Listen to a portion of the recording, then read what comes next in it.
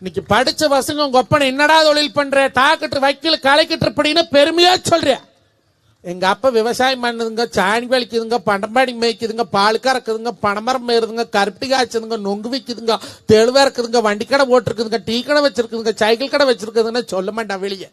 Prestige ப்ராப்ளமா நினைக்கிற. ஆனா எந்த நாடுக்கு சென்றாலும் நம் பாரம்பரிய வேடி சட்டை நான் மாத்துறது இல்ல. எங்க அப்பனுடைய தொழில் விவசாயம், அந்த விவசாயத்தை நான் அடையாளப்படுத்தவும் மறப்பதில்லைங்க. இந்த பண்பாட்டை நாங்க சொன்னோமுங்க, நீங்க சொன்னீங்களா? விவசாயி பொழைக்கல எப்படா பொழைப்ப? 10,000 கோடி 5,000 கோடி வாங்கிட்டு போனவன் வெளிநாட்டுல போய் 1000 பொம்பளை கூட செல்ஃபி எடுத்து போட்டோ போடுறேன். 5,000 10,000 வாங்கினவன் மானரோசம் பொறுக்க மாட்டாரு, கவர் போட்டு தொங்குறேன். எப்படி பொழைப்ப விவசாயி? வாக்கிங் போறேன், காத்தால அனுமா கோயில் சுத்தி 50 தடவை வரேன். கேட்பரி டைரி மில்லு சாக்லேட் என்னடா வேலை 110 ரூபாய் பொட்டாட்டு கொடுத்து வாங்கிட்டு வரேன்.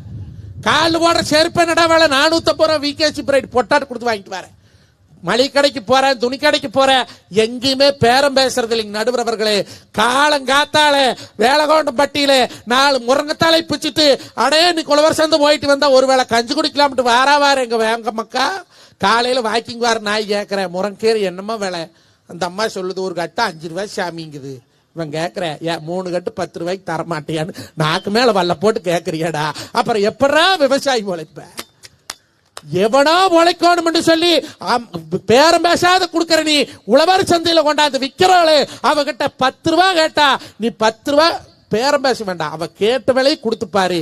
நீ எங்களுக்கு கடன் தள்ளுபடி பண்ண வேண்டாம்டா, நான் உங்களுக்கு கொடுக்கணும்டா கோடி கோடியா கடை.